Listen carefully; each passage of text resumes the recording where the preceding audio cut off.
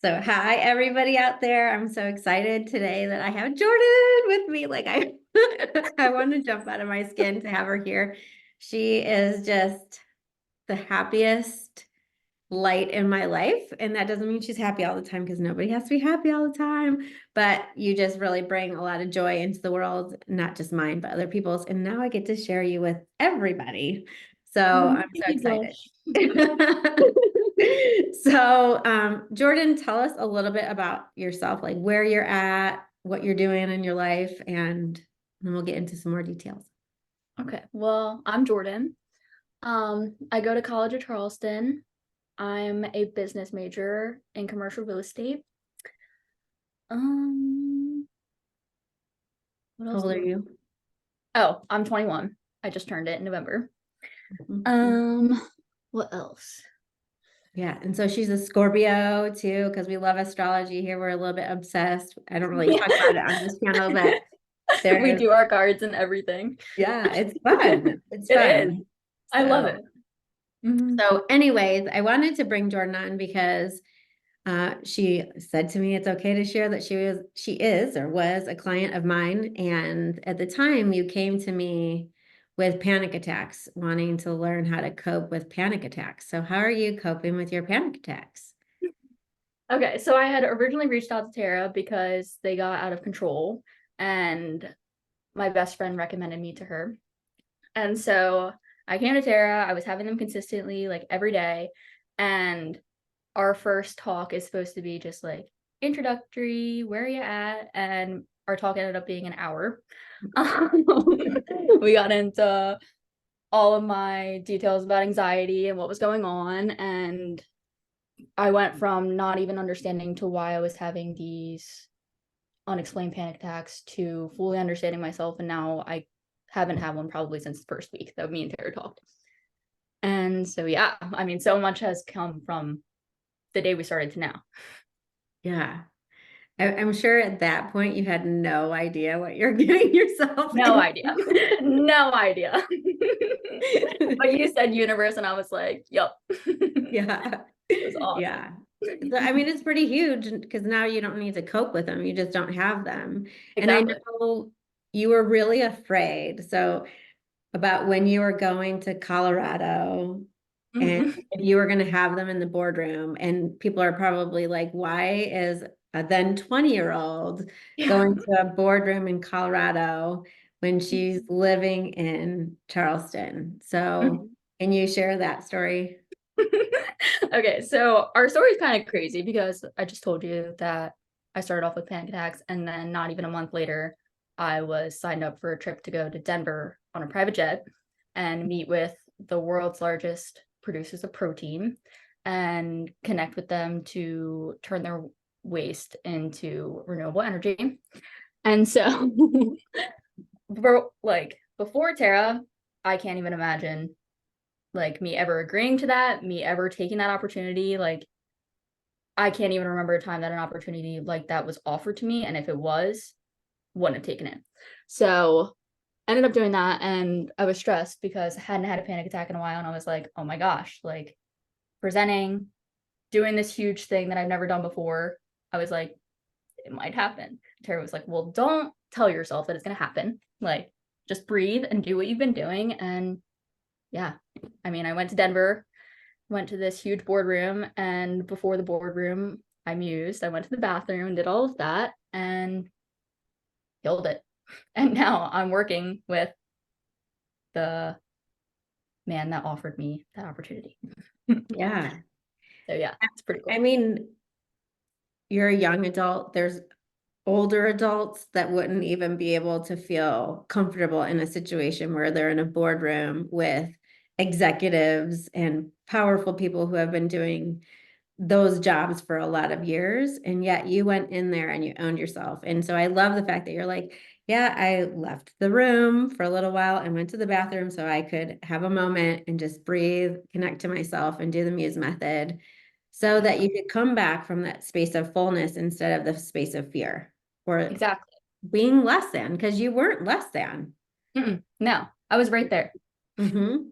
And that's another huge thing we talk about is everyone says like don't let fear Like, don't be afraid of things. But a big thing that Tara says is it's a good thing to be scared. And it's if like you're not scared, then you're not living to your potential. Yeah. So Like, yeah, I mean, obviously I was so scared during that whole thing. I was scared the days leading up to it. I was scared even after of what was going to happen, but that fear is a good thing and it's a driver and you shouldn't, yeah, you should be scared, but it's like, don't let being scared stop you from doing things or else you're not going to experience anything. yeah, absolutely. It's like you get to hold the hand of fear, right? And go, we're going to walk forward. This is actually exciting. So Exactly. on that continuum of fear, the other side of it is excitement. And so we just go, okay, well, this is exciting. This is something that I've been given the opportunity to do that's huge. It's bigger than Mhm. anything I've ever done before. Yeah. But I wouldn't have been asked if they didn't see that light and that power and that potential inside me that I don't even think it's potential. It's what already resides inside of you that people Mhm. are like, somebody else needs to interact with that. I mean, that's why I wanted you on this YouTube with me because I'm like, more people need to interact with you and what you already are and to Mhm. know inside of themselves that that lives inside of them too and to let it out. Mhm. And it's just crazy because even though other people could see this in me, I didn't necessarily see it in myself until I started working with you. You know what I mean? And just understanding myself, like owning who I am, breathing fire into those parts of me. And that's how I've experienced so many things since we started talking. Yay. Mhm. Yay. I remember you telling me when you got the offer, you're like, I would normally say no. I would Yeah. say like Yeah, later on, I'll do this later when I'm ready, when I have more time. Because you exactly. were in the midst of a semester of school that was busy Oh and yeah. you needed to get out of classes in order to jet off Oh to, yeah. I mean, my favorite state, Colorado. Uh, So, yeah, exactly. I mean, it's scary and it's not easy to go and do that, but if you just tell yourself you've got it and you actually are confident in that and you know it, then you can do anything. it's worth it. It's worth it to walk into it scared, right? It's like, I think that's where we need to ask sometimes, like, is this worth being scared about and still stepping forward? And then you have yourself, but also the other thing that I know that you had was you had your teacher there Mhm. who was a really beautiful mentor to you and still is a great mentor. And so you had this safety.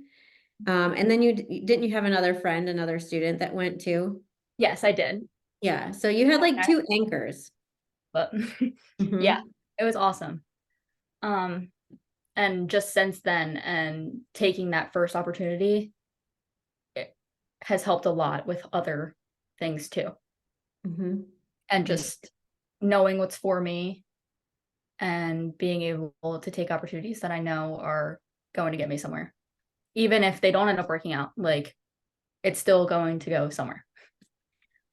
It still builds on who you are, right? Like you may not get to the destination you think you're getting to with that choice, but nobody can ever take away the growth that happened in you and the belief that Exactly. happened in you, right?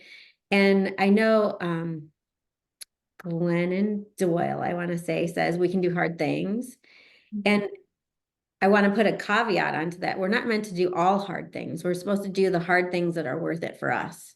Mhm. And so it's really important to ask those questions. Is this thing worth it? Will Yeah. this contribute to me in my growth? Do I have the people who are safe next to me? Does it feel safe? It can feel scary and still be safe, right? Mhm. Yes, absolutely. Class, presenting, anything, just finding your safe. Yeah. Yeah. Yeah. And it's like, is it building upon who I am, or am I trying to be something that I'm not? And Mhm. that's where I feel like too many people do hard things that destroy who they are because it's not actually meant for them. And they haven't been taught to ask the question, like, will this contribute to me? Really? Like, if Yeah. I were to ask myself, not my parents or my best friend or my teacher or anybody else, but will this make me feel more like myself or less like myself? Right. Mhm. So Exactly. awesome. So I love the fact that you went from panic attacks to private jets. Yeah, super. Everybody out there is probably jealous, me too. Uh, Just a reminder, jealousy just reminds us that somebody's doing something awesome, and we need to ask how the universe wants to bring awesome into our life in our Mhm. own specific way, because it's going to always show up differently for everybody. Exactly. but panic attacks can lead to private jets. Like, it's like Clearly. the struggle can bring you beautiful magic things. Mhm. So the other question I wanted to ask you today is like looking back at yourself a year ago, knowing what you know now, what do you think that you wish knew then, or what do you think that what are the main bits that you love about your life and how you function now, I guess? So much goes into this question. Um, I don't even think I could boil it down to one thing. I would say I definitely wish that I knew to connect to myself and trust myself. Um, hmm, Feeling my emotions, that's a huge thing. Like being scared is one of them. Being sad, where is that sadness coming from? If something excites me, hold on to that. Like that's a good thing. Mhm. What else? I think like one of the things that you're demonstrating, but not saying, is like asking yourself the questions, right? Mhm. Like, you're really good at asking yourself the questions in a beautiful, curious way these days, Mhm. instead of most people ask themselves the question like you're just trying to find the right answer, right? Yeah. And you make yourself wrong if you don't find the right answer, but there isn't like Mm-mm. a right answer. There's an answer that's right for you in the moment. Exactly. And so you're trying to find what works for you, which is so different from how you used to function. Like Oh my gosh, yeah. were you trying to please others most of the time before? Big people pleaser with Mhm. friendships, family, all of that. Like, I mean, even um my major choice, what I'm doing in college, a big part of it was because my dad was business. I'm glad I chose business. That's awesome for me. But a lot of the time I did think that I was doing it because that's what I was supposed to do. Mhm. Um, and the whole aspect of it is like going into business. I don't want to do anything that my dad has anything to do with, but it's figuring it out in my own way. So I figured Mhm. out that yes, business was a good major for me, but now it's like I asked the questions, Fenton, going to Denver, it's what path do I want to go on? And even if it doesn't work out going this career choice, like I know. And before this, I wasn't sure. I was always just, whenever I thought about my future, it was anxiety because I had no idea what I wanted to do. I had so many options. I have so many things that I like. And now it's like, because I ask questions and just make the choices that feel right in the moment, I know it's going to lead me to what's meant for me. And even if something doesn't work out, it's not a bad thing. And it's not Mhm. something for me to hold on to and be like, oh, like that sucks. No, that wasn't meant for me. And it worked out the way Mhm. it did for a reason. Absolutely. I love the fact that it started with you emulating your dad. Like you're like, oh my gosh, you're an awesome businessman. You've done really great and, been extremely successful and you look up to him and you love him so much. And then you got to college and you were like, how do I do this my own way? Because how my dad's doing business isn't where I'm passionate. So Yeah, where is there a exactly. way that I can do Mhm. business in a way that makes me feel passionate? And then I find that people trip over opportunities, but it's Mhm. not really, we're not really tripping over it. Mhm. What's happening is like you put out there, like, I don't know, which is powerful. I don't know. Universe help me Mhm. find where my way of doing business or my major and my contribution to the world is. And then you met, your teacher, Fenton, and he's taking you that direction. And then you got to go to Denver and you get to see these other aspects of business. Oh, we freeze. We froze for a second. We're Oh, breaking can you hear the me? internet, people. If you haven't heard about it, when you're doing expansive things, the internet doesn't want to always expand as quickly as we are. So I love Always. the fact that you did that. And then the other piece, like going back to the people pleasing, you went from being somebody who gave herself up in order to please others to now you're functioning from the space of honoring yourself. Are people still pleased with you? Do Mm. you still please others? So the way I have figured this out, the way that I show up for myself also creates an environment that is meant for me, right? So Mhm. even if I thought that one of my good friends was for me, like me choosing myself and showing up for me in a way that I know is best for me, sometimes that makes people leave. And that's not a bad thing. Other people come into your life, but not everyone is going to be happy when you choose yourself. Mhm. But I feel like a lot of the time, if you're showing up for yourself, then that gives people the space to show up for themselves or show up the way that they want to as well. Yeah, So that's I how I love feel. that. Mhm. Yeah, I would say to you, watching your life, yes, there's been like little moments of leaving, but I've also watched you as you're filling yourself up, you're overflowing, and you are pleasing a lot of people. Like you're bringing a lot of joy. But the other piece is huge, which is showing people and giving them permission by you doing it. Mhm. So many times, especially moms do this, like they're like, oh my gosh, take care of yourself, make sure that you have a full cup, or like, don't always please everybody. But as moms, and as I am one, I had to teach myself to be it more than speak it. Mhm. And when you're being it, you really are inviting people like to this place of honor yourself Mhm. and and then let the chips fall where they may.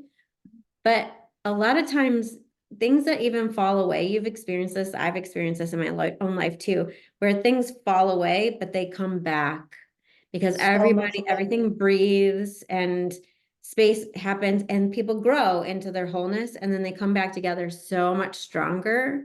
And with this sense of, I'm going to honor me, you honor you, and we are going to go about this relationship in such a different way that's way more healthy Mhm. than before. Mhm. And I've noticed at least that the relationships that I have in my life and that have been there have all grown significantly with me. Hmm. And they also are showing up for themselves, maybe not even meaning to. Just it's kind of just a natural effect. And Yeah. it's beautiful. Yeah. I mean, it is a kind of cool thing that you can do this work and then other people get it by almost like osmosis. It's like, Oh, it's bizarre. But it does. That's what happens. yeah, And absolutely. people are like, obviously there's people that aren't, but people are just attracted to you being connected to yourself and being so okay with who you are and knowing what you want and knowing what you don't. And knowing just, yeah, what you want out of your life and knowing that you're working for you. And yeah. It's this pace of authenticity. I think that most people believe that they're being authentic, and I don't want to discount that at all. But I can tell you, whatever, 15 years ago, I thought I was being authentic, Mhm. but I really didn't know myself. I Yeah. didn't like I knew everybody else so Mhm. much more than myself. Like I studied everybody else and I was not going to study myself. That was a waste of time. That was somebody else's job to do, right? So being authentically me wasn't accessible because I didn't even know who I was. Mhm. I think now you're being more and more. I don't know that I ever get to the place of fully authentically me because I live in the world, right? Yeah. So, and I'm empathic. And so Mhm. I'm always absorbing other people's stuff. But the voice inside of me is louder than everyone else's these days. And I think that's where it is for you. And then the other piece that you brought up about emotions, like you're really okay as much as possible. We're like, With ah, having careful. all the emotions. I know, like sometimes it's like, yeah, I'm sad today and Uh, I'm gonna get to the place of being okay with it and get the message from it, but you're more okay with it than ever before, which means that things don't stick to you as long. oh my gosh, yeah. I used to literally push away sadness and anger. And I feel like they were just kind of knocking on my door and I wasn't addressing anything because emotions are there to tell you something. Like there's a reason that you're sad. And that's another thing that I've become huge on is honoring those emotions. Obviously, if I'm sad, I'm not just gonna like let that dictate my entire day, but my body's telling me something. Why am I sad? Mhm. It's important to listen to that. And now Yeah. it's like I can feel that and know that it's not the end of the world if I feel sad. Where Mhm. if I did ever feel sad, because I would try to push it away and I did feel it a little bit. Oh my gosh, my world felt like it was falling, Mm-hmm. crashing down. But yeah, it's important to feel them, all of them.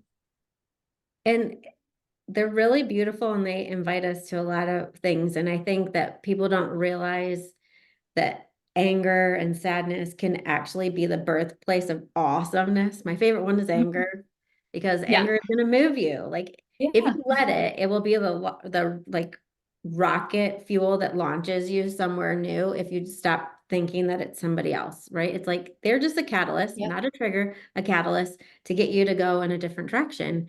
And so sadness, anger, all of it, it's really beautiful. And it's beautiful because I think that it's easier to be around people that aren't making themselves wrong all the time.